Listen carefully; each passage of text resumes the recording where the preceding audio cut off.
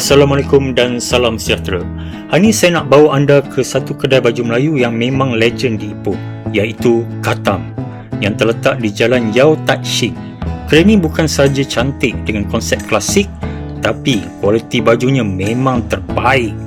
Dan 3 tahun berturut-turut saya beli baju Khatam di sini sebab kainnya selesa, senang nak setrika dan jahitannya sangat kemas. Jom kita masuk dan tengok lebih dekat. Di Khatam ada 2 jenis utama baju Melayu. Ini contoh-contoh lah, teluk belanga dan cekap musang.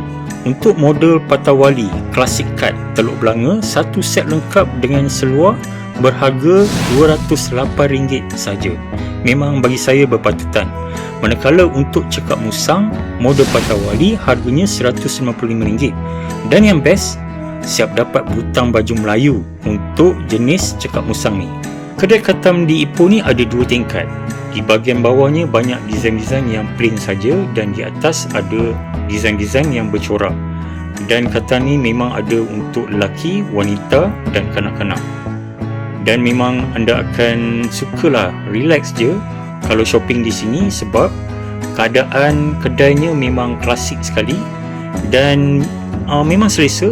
Anda boleh ambil baju-baju contoh yang dipamerkan, yang digantung, dan anda boleh pergi ke fitting room untuk cuba, untuk pastikan saiz adalah betul.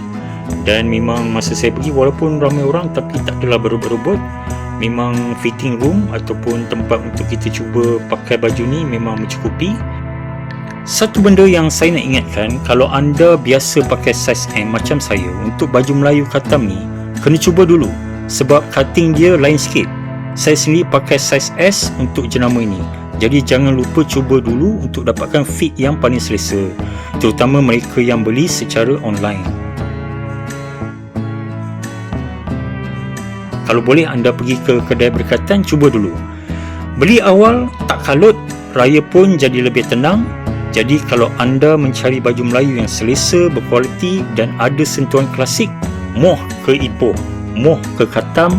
Khatam juga ada cawangan-cawangan lain di tempat-tempat lain di seluruh Malaysia. Jadi anda boleh Google dan cari di mana lokasi kedai Khatam ni.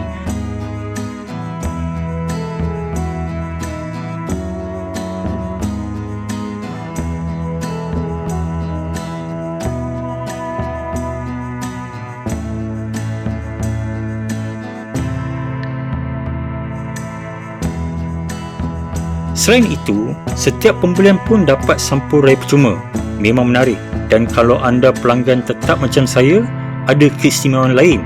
Saya sendiri dapat SMS tawaran diskaun RM10 untuk sekali pembelian. Best kan?